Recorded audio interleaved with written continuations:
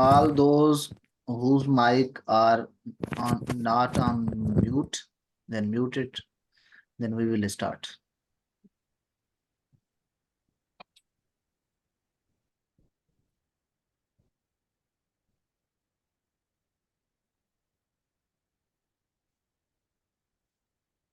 Wi-Fi.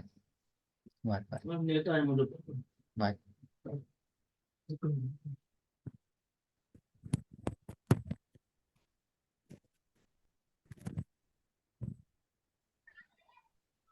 इसमें connect करो sunshine.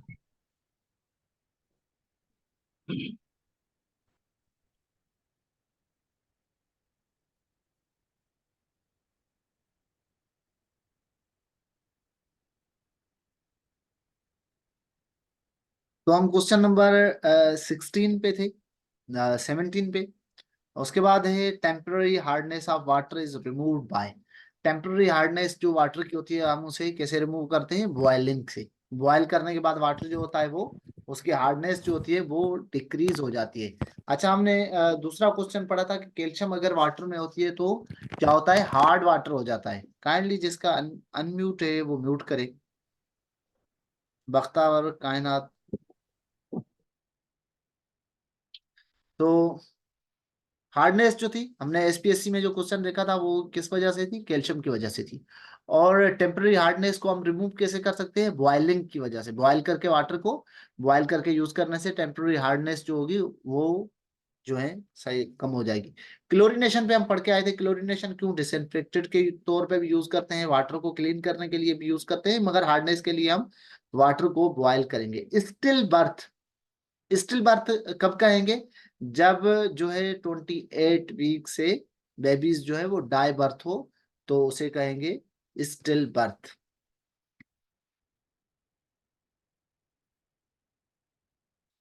Question number 20 में nurse will advise the mother to isolate the children with measles for. कितने isolation measles का? Minimum 7 days, maximum कितना होता है?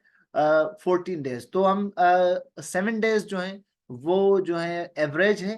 तो जो बच्चा जिसको मीजल है उसे क्या करेंगे हम? 7 डेज तक आइसोलेट करेंगे। In following which disease has been eradicated. तो ये एसपीएससी में भी क्वेश्चन आ चुका है। स्मॉल पोक्स जो है, हम पहले भी डिस्कस कर चुके हैं कि स्मॉल पोक्स जो डिजीज है उसकी अब वैक्सीनेशन नहीं होती। क्यों नहीं होती? कि 1980 से डब्ल्यूएचओ ने डिक्लेयर किया कि smallpox has been eradicated from entire whole world. पूरी दुनिया में से स्मॉल पोक्स जो है वो डिजीज, वायरल डिजीज थी, वो खत्म हो चुकी है। 1977 में के बाद कोई भी केस नहीं मिला। देन आफ्टर 3 ईयर डब्ल्यूएचओ ने रिकमेंडेट किया, डिक्लेयर किया कि इसकी अब वैक्सीन बंद की जाए, क्योंकि इसका कोई पेशेंट नहीं है तो इसका स्प्रेड भी नहीं है, क्योंकि ये कम्युनिकेबल डिजीज है। उसके अलावा question number 22, the Mantoux test. Mantoux test किस लिए करते हैं? Tuberculosis. Tuberculosis is the choiceable question for SPSC, क्योंकि हर पेपर में हमने देखा कहाँ पे इसका था कि साइट कौन सी है, डोज क्या है, कौन सी डिजीज से प्रिवेंशन करवाते हैं, ट्यूबरक्लोसिस का पैथोजेनिक ऑर्गेनिज्म कौन सा होता है। ये सारे क्वेश्चन बहुत रिपीट। अच्छा, उसके अलावा जो है इसका जो सैंपल हम लेते हैं वो कितने दिन तक लेना चाहिए? 3 डेज तक लेना चाहिए, ये भी क्वेश्चन आ चुका था। कौन सा सैंपल लेना चाहिए? मॉर्निंग वाला स्पुटम जो है फ्लेम जिसे हम कर रहे थे वो लेना चाहिए। तो इस पे मल्टीपल तरीके से हम ट्यूबरक्लोसिस को डिस्कस करके आए हैं। तो मॉन्टेक्स टेस्ट किसके लिए? ट्यूबरक्लाइन जो है एक सॉल्यूशन होता है, वो इंट्राडर्मल देना होता है और 72 आवर्स तक, 48 to 72 आवर्स तक उसको मॉनिटर करना होता है कि वहां पे रेडनेस होती है कि नहीं होती। अगर हो रही है रेडनेस और बढ़ रही है तेजी से तो उसका मतलब है ट्यूबरक्लोसिस पॉजिटिव है, otherwise negative. Side for BCG. Then right deltoid, ये भी आ चुका है पहले भी क्वेश्चन। ओआरएस पैकेट में कौन सी चीज नहीं होती? सोडियम बाइकार्बोनेट भी होता है, पोटेशियम क्लोराइड भी होता है, सोडियम क्लोराइड भी होता है, ग्लूकोज भी होता है, मगर कैल्शियम कार्बोनेट नहीं होती ओआरएस के अंदर। काला आजार। काला आजार किसे कहते हैं? लेशमेनियासिस का। लेशमेनियासिस का दूसरा नाम क्या है? काला आजार। लेशमेनियासिस के जो वेक्टर है वो कौन सा है? Sand fly. सैंड फ्लाई लेशमेनियासिस का वेक्टर है। और दूसरा नाम है काला आजार का लेशमेनियासिस। सैंड फ्लाई एक फ्लाई है जो डिजर्ट एरियाज में मिलती है। WHO स्टेब्लिश्ड ऑन, WHO कब स्टेबल की गई, कब से स्टार्ट है? 7 अप्रैल 1948 से, ये भी हम डिस्कस करके आए हैं। 7 अप्रैल 1948 में WHO का वजूद रखा गया। Platelet count decrease in dinghy fever. Dinghy पे हम डिस्कस करके आएंगे। डेंगी जो है वो वायरस है और इसका जो वेक्टर है वो एडीज इजिप्टी मॉस्किटो है। मॉस्किटो का नाम है एडीज इजिप्टी। देन उसके अलावा इसमें होता क्या है, ये एक्चुअली जो क्लैटिंग फैक्टर है उनको जाकर डिक्रीज करता है, डिस्ट्रॉय करता है। तो प्लेटलेट काउंट जो है डिक्रीज होता है, जिसके बाद जो है ब्लीडिंग भी हो सकती है इन कॉम्प्लिकेशन ऑफ पेशेंट। अदरवाइज इसकी जो सिंपल ट्रीटमेंट हम पढ़ी हमने कि पेशेंट को हमने हाइड्रेट करना है, क्योंकि हाई ग्रेड फीवर की वजह से डिहाइड्रेशन हो जाती है। और पेशेंट को जो है वो डाइट जो है लिक्विड डाइट ज्यादा देनी है। अगर वो पेशेंट वोमिटिंग हो रही है तो उसे आईवी फ्लूइड देंगे। मेन चीज है इसकी hydration.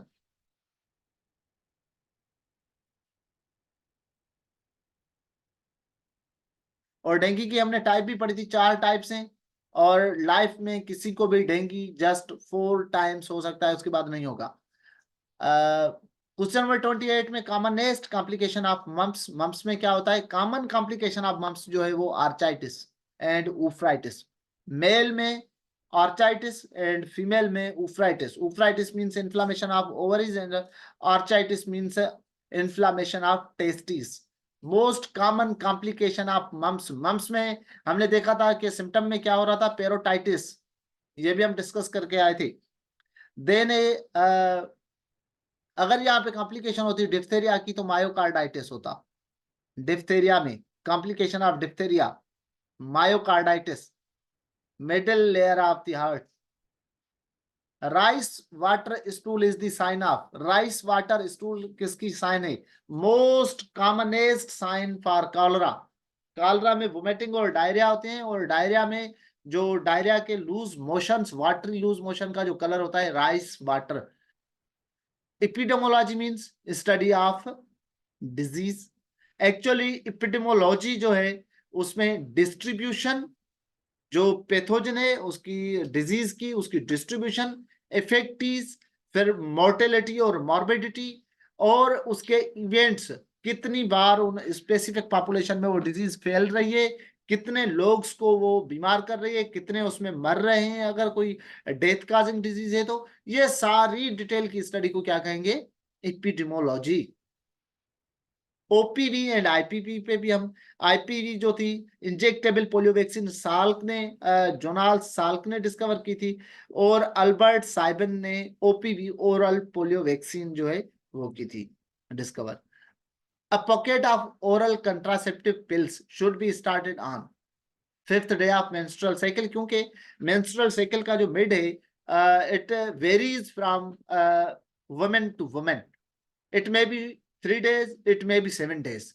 The mid of that duration is 5th days. 5th day is the very commonest in all the women. Negri bodies, Negri bodies का मैंने आपको उस दिन भी रेबीज में बताया था कि नेग्री बॉडीज जो है depress of the rabies virus होते हैं। वो कहाँ पे आ जाते हैं? जो नर्व सेल है, वो नर्व सेल के बॉडी जो है, नर्व सेल में हमने क्या देखा? नर्व सेल का axon, body, dendrite, 3 part, main part जो थे 3 पार्ट थे। तो वो जो बॉडी है जहाँ न्यूक्लियस और सारी नर्व सेल की एक्टिविटी वहां पे सेंटर में, वहां पे जाकर ये ब्लॉकेज कर देते हैं और सिग्नल की ट्रांसमिशन में रुकावट करते हैं। ऐसी बॉडीज जो नर्व सेल में देखी जाती हैं उनको कहते हैं नेग्रिया या नेग्री बॉडीज। ये रेबीज में होता है, lyssa virus. Then isolation of the child with measles belong to what level of prevention? Prevention की लेवल हमने पढ़ी थी, primary, secondary, tertiary, primordial prevention. ये सारी मैं आप पढ़ा के आया हूं, टाइम वेस्ट करने के बजाय हम आगे चलते हैं। तो इसको क्या क्या कहेंगे? प्राइमरी प्रिवेंशन, क्योंकि हम उसको इनिशियल स्टेप में हम प्रिवेंट करना चाहते हैं। तो लार्ज पॉपुलेशन को, that is called primary prevention. Shakir step, आप में से अगर कोई न्यूट्रिशन के किसी प्रोग्राम में काम किया है या कर रहा है तो वहां पे जो है मॉक टेप के नाम से एक पट्टी होती है, वो यूज होती है, वहां पे नंबर्स होते हैं, उसको मेजर किया जाता है उसके मिड अपर आर्म के सरकमफेरेंस को, उसे कहते हैं mock tape, mid upper arm circumference tape. तो एक्चुअली वो इंडिया का एक साइंटिस्ट था जिसने ये टेप डिस्कवर की थी। और वो टेप क्योंकि वो काम आती है हमारे मेजर करने के लिए बॉडी वास्टिंग के। अगर बॉडी वास्टिंग हो जाती है, मसल वास्टिंग हो जाती है, मसल जो है वो वीक हो जाती है, मींस प्रोटीन डेफिशिएंसी हो जाती है, तो क्या होगा, स्किन जो है वो चिपक जाएगी बोन के साथ और मसल जो है वो लॉस हो जाएंगे। तो इसको मेजर करने के लिए शंकर स्टेप। अगर इस पे क्वेश्चन आ जाए कि अगर मॉक देखना है, मल न्यूट्रिशन देखना है, pregnant women or lactating women में जो बच्चों को दूध पिला रही है वह उसकी, और प्रेग्नेंट जो है तो उसका जो होगा mid upper arm circumference mock tape का जो नंबर 21 से 25 तक जो है वो नॉर्मल होता है। अगर 21 से बिलो है मॉक जो है टेप में, तो it means a lady is मल न्यूट्रेंट। देन बच्चों में अगर देखें अंडर 5 ईयर में, तो अगर ये जो डेवलप्ड कंट्रीज हैं वहां पे 12 से जो 12.5 से बिलो है तो उसे मल न्यूट्रिशन कहते हैं। मगर क्योंकि हम और भी बहुत गरीब कंट्रीज हैं तो हमारे पास ये जो क्राइटेरिया है वो अगर 11.5 से बिलो आता है मॉक टेप में बच्चा, तो उसे मल न्यूट्रिशन। मगर दो डिजीजेस होती है मल न्यूट्रिशन की, एक कौन सी, एक होती है कवाशकोर एंड दूसरी मरासमस। कवाशकोर में क्या होता है, मसल वास्टिंग हो जाती है, मसल जो है गल जाती है, स्किन जो है चिपक जाती है। और हम पढ़ के आए थे कौन से बंदे होते हैं लाइबल फॉर दी बेड सोर। बेड सोर में मल न्यूट्रिशन के पेशेंट ज्यादा इन्वॉल्व होते हैं, उनको ज्यादा जल्दी बेड सोर होता है due to the thin skin, skin thin होती है उनकी। देन में बता रहा था कि मरासमस एंड कवाशकोर, मरासमस में मसल वास्टिंग होती है और कवाशकोर में क्या होता है, ओटिवेटस होती है, मांकी फेस, स्वेलिंग हो जाती है, प्रोट्रूड एब्डामेन। तो उसमें एक्चुअली जो प्रोटीन की डेफिशिएंसी में सबसे ज्यादा कमी जो हो जाती है अमाइनो एसिड की, वो कौन सा अमाइनो एसिड होता है, अल्ब्यूमिन। अल्ब्यूमिन का काम क्या होता है, ओस्मो रेगुलेशन। देन हमारे पास क्वेश्चन है 36, new born baby brought to EPI center for his first immunization which can be given to him। Immunisation पे आता है फर्स्ट टाइम बेबी तो उसे क्या देते हैं, तीनों लगती हैं। हेपेटाइटिस बी की वैक्सीनेशन होती है, बीसीजी की वैक्सीनेशन होती है और ओपीवी। 3 जो है वैक्सीन है most common, hepatitis B, BCG and OPV. तीनों जो है बच्चा जैसे पैदा होता है उसको दी जाती हैं। Then a measure taken to stop the progress of disease is called, बीमारी हो जाए, अब देखें प्रिवेंशन की हम सेकंड लेवल, सेकेंडरी देख रहे हैं, बीमारी हो जाए और उस बीमारी को ज्यादा खतरनाक होने से बचाएं, प्रिवेंट करें, तो उसे क्या कहेंगे, secondary level prevention. Rubber catheter should be sterilise. Sterilisation के लिए हम क्या करते हैं, ऑटोक्लेव में करते हैं, कौन सी जो मेटालिक चीजें हो ऑटोक्लेव करते हैं, scissor, knife, then artery forceps और बहुत सारे जो हमारे इंस्ट्रूमेंट जो होते हैं वो मेटालिक हों तो हम क्या करते हैं ऑटोक्लेव में। देन जो रबर और कैथेटर जैसी जो सॉफ्ट चीजें होती है तो उनको हम क्या किससे करते हैं स्टरलाइजेशन, 2% ग्लूटर अल्डिहाइड। 2% ग्लूटर अल्डिहाइड जो है यूज होता है रबर कैथेटर, सिरिंज और प्लास्टिक की जितनी भी चीजें हैं उनमें। हॉट एयर भी नहीं दे सकते क्योंकि रबर है वो पिघल जाएगा, बॉयल भी नहीं कर सकते, तो 2% ग्लूटर अल्डिहाइड जो है वो एक सॉल्यूशन होता है, उस सॉल्यूशन से हम क्या करते हैं, स्टरलाइज करते हैं। और स्टरलाइजेशन की डेफिनेशन में हमारे पास एक क्वेश्चन आ चुका था, उस क्वेश्चन का मतलब क्या था, फ्री फ्रॉम ऑल लाइफ। अगर आपको याद होगा तो थोड़ा चीजों को रिपीट करके पढ़ते रहें और रिव्यू करते रहें, रिवीजन करते रहें, वीडियोस को बार बार सुनने की कोशिश करें, लेक्चर को बार बार पढ़ें, इससे और भी ज्यादा चीजें पढ़ें। क्योंकि आप अगर चाहते हैं आपको आपकी डेस्टिनेशन मिले, आप जिस चीज के लिए मेहनत कर रहे हैं, कुछ लोग होते हैं जिनका एज का मसला होता है, कुछ का जारी बात है फिनेंशियल, तो आप थोड़ा दिन रात लगा के कोशिश करके बाकी चीजों को साइड पे लगा के बाकी कुछ दिन जो है, 1 महीना है या उससे भी कम हो, तो उसमें आप चीजों पढ़ें। मे बी होपफुली एक्सपेक्टेड है कि जून में टेस्ट हो, अगर जून में ना भी हुई तो जुलाई की फर्स्ट में ये टेस्ट हो जाएगी। तो आप कोशिश करें, आप ये लगा के बैठे कि आपके 10 दिन बाद जो है आपकी टेस्ट है, इस तरीके से तैयारी करें। थोड़ी देर की आप अगर कंफर्ट जोन से निकलेंगे, थोड़ी सी मेहनत करेंगे, तो आपको उसका फल जल्दी मिल जाएगा। थोड़े से दिनों की बात है, बाकी चीजें छोड़ देनी है। बाकी सोशल मीडिया, बाकी गैदरिंग्स, बाकी चीजें, इनसे थोड़ा सा खुद को प्रिवेंट करें, और कुछ दिनों के लिए जो आपकी पूरी जिंदगी के सुकून का बायस बन सकती है। थोड़े दिनों की बेचैनी, बेसुकूनी आपकी पूरी जिंदगी के सुकून का बायस बनेगी। Then question number 39, which country has the largest reserve of oil? क्योंकि जनरल नॉलेज का पोर्शन कम आ रहा है, तो हम इस पर फोकस अब कम कर रहे हैं, हम कोशिश कर रहे हैं इंग्लिश के पोर्शन पे फोकस कर रहे हैं। तो वेनेजुएला एक स्टेट है नॉर्थ अमेरिका की, वहां पे जो है लार्जेस्ट रिजर्व है ऑयल के। which country has set up the world's highest weather station at the top peak of mount Everest? China की जो है क्लाइमेट ऑब्जर्विंग मशीन जो है, वहां पे स्टेशन है माउंट एवरेस्ट पे, जो वॉच करती है कि क्लाइमेट में, वेदर में क्या चेंजेस आ रही हैं, तो उस पे काम कर रही है।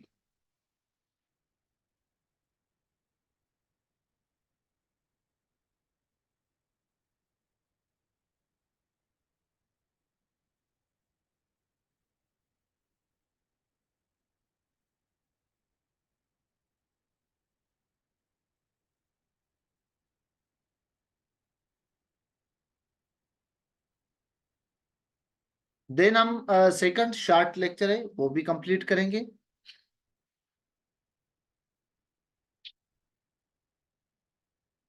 जो फर्स्ट हमारा लेक्चर था उसके 2 पार्ट्स, और इसमें ये बहुत शार्ट है, इसको भी हम कंप्लीट कर देते हैं। जैसे हम कोशिश करेंगे जितना मटेरियल हो हम जल्दी कवर कर पाए।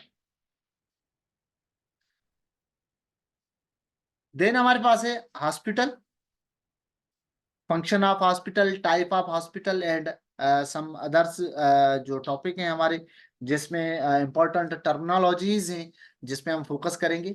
तो ये आप स्टडी कर लेना, इतनी सिंपल है। हॉस्पिटल, टाइप ऑफ हॉस्पिटल, इन पे जो वाइवाज में ज्यादा फोकस किया गया है, पिछले जितने भी वाइवाज हुए, bed, bedding, hospital, quality of good nurse, important terminology पे हम आते हैं।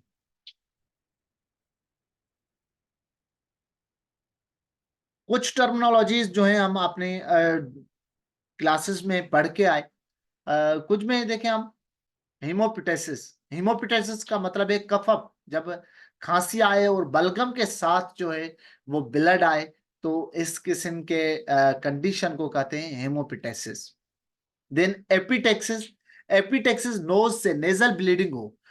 इनके कॉजेज जो है मल्टीपल हो सकते हैं। कॉजेज, इंजरी हो सकती है, हेड इंजरी हो सकती है, नेजल वुंड या इंजरीज हो सकती हैं। उसके अलावा क्लैटिंग फैक्टर जो है हीमोफीलिया हो सकता है, अदर क्लैटिंग फैक्टर जो है वो डिजीजेस हो सकती हैं, या फिर ड्रग इफेक्ट हो सकता है, कुछ ड्रग्स जो है ब्लड थिनर हम देते हैं उसमें हो सकता है। तो ऐसी कंडीशन जिसमें नोज से ब्लीडिंग आए, तो इस कंडीशन को कहेंगे epistaxis. Then haematemesis, emesis का मतलब होता है वोमिटिंग। एंटी इमेटिक आप टर्म बहुत बार सुन चुके होंगे, anti means against, emesis means vomiting. Vomiting को रोकने के लिए जो दवाई यूज होती है उसे कहते हैं एंटी इमेटिक। और हिमेट इमेसिस का मतलब है ही मींस ब्लड, वोमिटिंग के साथ एलिमेंट्री कैनाल से ब्लड आए, स्टमक से, एसोफेगस से, फेरेंक्स से, तो वोमिटिंग के साथ ब्लड आ रहा है, that is called haematemesis. Emesis means vomiting. Emetic drugs होती हैं, जैसे आर्टिफिशियल वोमिटिंग करवाने के लिए कि पेशेंट वोमिट करे, इन सम कंडीशन वो दी जाती हैं। Scald means skin damage due to the moist heat, moist इसमें क्या होते हैं, ब्लस्टर्स होते हैं। बर्न, स्किन के जल जाने का, इसकी कंडीशंस बहुत सारी हो सकती हैं। केमिकल बर्न हो सकता है, फायर बर्न हो सकता है, इलेक्ट्रिकल बर्न हो सकता है, और उसके अलावा जो है अल्ट्रा वायलेट बर्न हो सकता है in the peaks condition. Drowning, means lake of oxygen, carbon dioxide की लेवल इंक्रीज हो जाए और ऑक्सीजन की डिक्रीज हो जाए, क्योंकि वाटर में कार्बन डाइऑक्साइड होता है, ऑक्सीजन की कम। जब पेशेंट फॉर एग्जांपल हम लंग्स से रेस्पिरेशन करते हैं, तो हम जब पानी के अंदर डुबकी लगाएंगे, ज्यादातर अंदर कोई फंस गया, डूब गया, तो क्या हुआ, कार्बन डाइऑक्साइड की मिकदार अंदर बढ़ती जाएगी और ऑक्सीजन की डिक्रीज हो जाएगी। मगर जो गिल्स से रेस्पिरेशन करते हैं, जैसे फिशेज हैं, ichthys, ichthyology means study of fishes, तो वो फिशेस जो हैं वो गिल से रेस्पिरेशन करती हैं, तो फिल्ट्रेशन होती है उनके अंदर, गिल्स के अंदर। तो वो वाटर को फिल्टर करके वाटर से जो H2O, तो वहां से उसका जो 2O है, 2 ऑक्सीजन है वाटर मॉलिक्यूल में, वो यूज करती हैं रेस्पिरेशन के लिए। जेंजवाइटिस हम पढ़ के आए थे, जेंजवाइटिस, इन्फ्लामेशन ऑफ गम, पेरिओडोंटाइटिस। जेंजवाइटिस के बाद क्या होता है, गम्स का जो इन्फेक्शन होता है वो टूथ के अंदर भी ट्रांसमिट हो जाता है, that is called periodon, odons mean dental, dentist, tooth, जैसे टूथ डिके होता है, पेरिओडेंटल प्लेग, ऐसे काले दाग टीथ के ऊपर जो है वो जम जाती हैं। पेरोटाइटिस, इन्फ्लामेशन ऑफ पेरोटिड ग्लैंड है, और ये पेरोटाइटिस जो है किस वजह से हो रही थी, मम्प्स की वजह से, हम इसको स्टडी करके आए थे। Stomatitis, inflammation of oral cavity, oral cavity, cavity किसे कहते हैं, जो भी चीज बंद हो उसके अंदर स्पेस हो, जैसे माउथ को आप बंद करें, माउथ के अंदर स्पेस है, तो ये कहते हैं ओरल कैविटी। जैसे कहते हैं चेस्ट कैविटी, चेस्ट कैविटी के अंदर क्या है, छाती के अंदर हार्ट और लंग्स, बाकी स्पेस है। इसी तरीके से जो है एब्डोमिनल कैविटी, एब्डोमिन के अंदर बहुत सारे विजरा है, तो cavity means space. Dental cavity, cavity कहते हैं जब जो है दांत के अंदर कोई सुराख हो जाए गम के अंदर, तो उसे कैविटी कहते हैं। स्टोमेटाइटिस, इन्फ्लामेशन ऑफ, और पूरे माउथ में इंफेक्शन हो जाए तो दैट इज कॉल्ड स्टोमेटाइटिस। और अगर सिर्फ गम्स का इंफेक्शन हो तो जंजवाइटिस। टंग का हो, जुबान में, जुबान पक जाए, जुबान का इंफेक्शन हो जाए, गिलोसाइटिस। फ्लेटस्ट्रम हम स्टडी करके आए थे, इंटेस्टाइनल ट्रैक्ट में गैसेस। प्रोक्टाइटिस, ये मैं क्वेश्चन भी दे चुका हूं आपको जो डेली टेस्ट में। Proctitis, inflammation of rectum and anus. Anorexia, anorexia का मतलब है कि भूख का कम लगना, स्टारवेशन पे हो बंदा मगर उसको भूख ना लगे, वेट लॉस हो एनोरेक्सिया की वजह से। Aphasia, language disorder, phagia means speak करना, बोलना, अफेजिया मीन्स जो है स्पी लैंग्वेज डिसऑर्डर हो, जो एक्सप्रेशन हो, जो बात हो, जो आइडिया हो, वो जो पेशेंट होता है, क्लाइंट होता है, वो सही एक्सप्रेस नहीं कर सकता, लैंग्वेज को कंट्रोल नहीं कर सकता, जो आया बोल दिया, या फिर जो चीज बोलनी है वो अटक जाता है, क्या बोलना था। अफेजिया, अटक अटक के बोलने वाले को भी अफेजिया, डिस्फेजियल डिसऑर्डर्स होते हैं। पोलीफेजिया, फेजिया मीन्स एटिंग, जैसे हम देख के आए कि फेगोसाइटोसिस, ठीक है। लाइकवाइज पोली मीन्स मेनी, फेजिया मीन्स ज्यादा खाना, हाइपरफेजिया भी इसे कह सकते हैं। एक्सेसिव ईटिंग, हंगर ज्यादा लगना। Opposite antonym of anorexia is polyphagia. Dorsal, ventral, dorsal का मतलब होता है उल्टा हिस्सा, पीछे वाला हिस्सा, जैसे आपका हाथ है, इसके पीछे वाला जो हिस्सा है, back side, that is called dorsal, posterior और टुवर्ड द बैक। वेंट्रल का मतलब होता है फ्रंट, एंटीरियर, आगे वाला जो हिस्सा है, तो इसे कहते हैं ventral. Vaginitis, inflammation of vagina. Oligophagia, oligophagia में क्या होता है, फ्यू वर्ड्स, जो बात करता है कोई बंदा, वो एक्सप्रेस करे कोई चीज या लिखे, दो चार वर्ड लिखने के बाद उसके पास वर्ड ही ना हो, क्या लिखे। बोलने के लिए आप किसी बंदे को लेकर आए, ऐसी कंडीशन हो, साइकाट्रिक डिसऑर्डर हो, कोई ऐसी कंडीशन हो, उसको स्टेज पर लेकर आए, उसे कहें आप अब तकरीर करें, वो 2-3 बातें जुमले बोलकर बंदा, एक तो कंफ्यूजन की वजह से होता है, कॉन्फिडेंस कम होने की वजह से। दूसरा होता है, एक बंदे होते हैं जिनके पास नेचुरली आईक्यू लेवल भी उनका डिक्रीज होता है, तो उनमें ये कंडीशन पाई जाती है, ओलिगोफेजिया, अफेजिया, 2-4 वर्ड बोले, 1-2 जुमला बोला, उसके बाद बंदे के पास वर्ड खत्म हो गए। डायाफोरोसिस, डायाफोरोसिस का मतलब है परस्पायरेशन, ज्यादा पसीने आना, ज्यादा पसीना आए, उसे पसीने को क्या कहते हैं, परस्पायरेशन। एक होता है रेस्पिरेशन, सांस लेना, सांस जो हम ले रहे हैं, रेस्पिरेशन। परस्पायरेशन, पसीना, प्रोफ्यूज परस्पायरेशन, आर्टिफिशियली भी इंड्यूस करवा जाता है ड्रग्स के थ्रू भी पसीने आए कुछ कंडीशंस में। तो डायफोरोसिस मींस है excessively perspiration. Sign and symptom पे भी हम डिस्कस करके आए थे। सिम्टम सब्जेक्टिव डेटा है, जो पेशेंट खुद फील करे और खुद बताए, जैसे बॉडी पेन है, हेडेक है, इटीसी। साइन जो होता है वो ऑब्जेक्टिव डेटा है, जो हम एविडेंट बेस पे लेते हैं, लेबोरेटरी से, टेस्ट से, डायग्नोसिस से, तो उसे हम क्या कहते हैं, साइन। उसके बाद जो है हमारे पास लास्ट एक हमने उस दिन मॉडर्न नर्सिंग की बात की थी, और वहां पे मैंने आपको बताया था कि नर्सिंग की फाउंडेशन, तो नर्सिंग की मुस्लिम फाउंडेशन जो थी, मुस्लिम नर्स थी फर्स्ट, रुफेदा बीबी। अच्छा, इसमें एक एक्स्ट्रा पॉइंट थी जो मैंने स्टडी की थी, तो मैंने कहा आप लोगों से शेयर करूंगा, तो यहाँ पे रखती थी। रुफेदा जो थी, रुफेदा बीबी, रुफेदा सल, तो उसमें मुस्लिम फर्स्ट फीमेल सर्जन भी थी और मुस्लिम नर्स है। तो उसने, उसकी जो सर्विसेज थी at the time of holy prophet थी। उसकी सर्विसेज कब थी, at the time of holy prophet. और बैटल ऑफ खैबर, खैबर की जंग में 17 एडी में उसको हुजूर सल्लल्लाहु अलैहि वसल्लम ने एक नेकलेस, हार जो है वो गिफ्ट किया था, for the better care of the patients. तो उसकी सर्विसेज के उसको अवार्ड किया गया था necklace by the holy prophet after the success of battle of Khyber, Khyber की जंग के बाद। तो आज के हमारे ड्यूअल लेक्चर्स में ये आज का लेक्चर कंप्लीट होता है। अगर कोई इस हवाले से, आज के लेक्चर के हवाले से कोई क्वेश्चन हो तो आप चैट में या पूछ सकते हैं, अदरवाइज हम क्लास को जो है वो वाइंड अप करते हैं।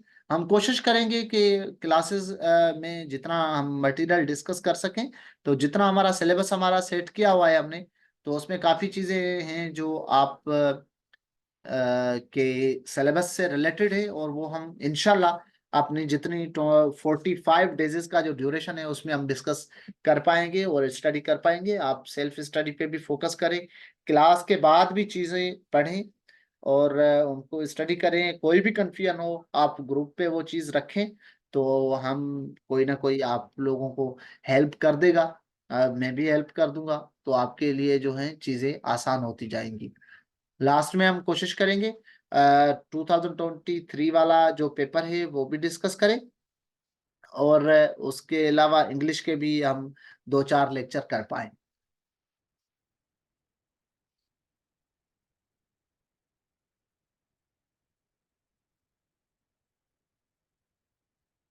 भाई ठीक है।